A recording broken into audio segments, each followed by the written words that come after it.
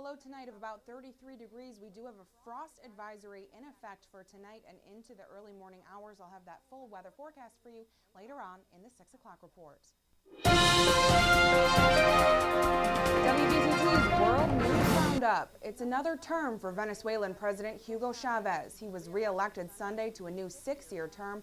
According to nearly complete results announced by election officials, Chavez, who's been president since 1999, overcame a serious challenge by a candidate considered moderate. Andrew Spencer reports. Venezuelan President Hugo Chavez declared re-election victory on national television. This has been the perfect struggle, the perfect battle. It was a perfect battle all along the line, a democratic battle. More than 8 million compatriots voted for the revolution. They voted for socialism. They voted for independence. They voted for the greatness of Venezuela.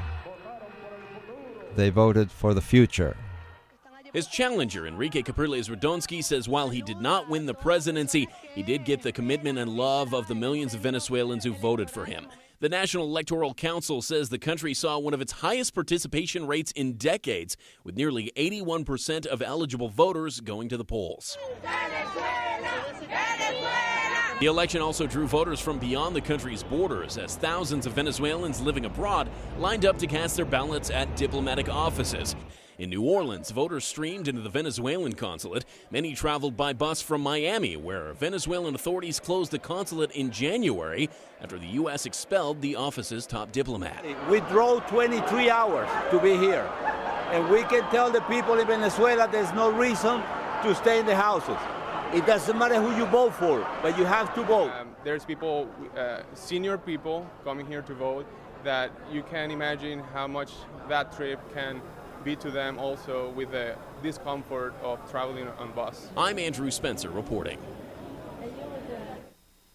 A woman in Massachusetts got the shock of her pregnancy when her unexpected labor turned into a family event. Her husband's uncle had to help her give birth. Adam Harding explains. Keeping his nose warm. At just 2 days old, little Kevin Doucette already has quite the story to tell. I still can't believe that it happened. Mom Jessica was at her mother-in-law's home in Woburn Friday when all of a sudden she went into labor. Called my doctor. She told me to call 911. So we put the call in. The firefighters came. Jessica had no idea her husband's uncle would be the first to walk into the home. Kevin Flaherty is a Woburn firefighter. He just so happened to be the first to respond to Jessica's 911 call. My mother-in-law ran downstairs and was yelling, Kevin, Kevin, hurry up, hurry up. I'm like, oh God, it's Uncle Kevin. We ran in and did what we had to do. On a level, it went pretty good. Between 1 to 10, and it was a 9.5. Within seconds, Kevin Flaherty helped Jessica deliver a healthy little boy. And if you haven't already realized, the two share the same name. Kevin was going to be the middle name after my brother.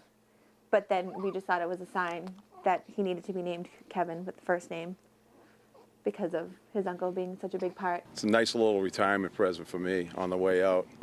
I thought I was just going to ride off into the sunset nice and quietly, I guess, but it didn't happen, so, and it's great. You couldn't wait to come to this world. Sports and weather are next. Keep it here on News Channel 25 WVTT.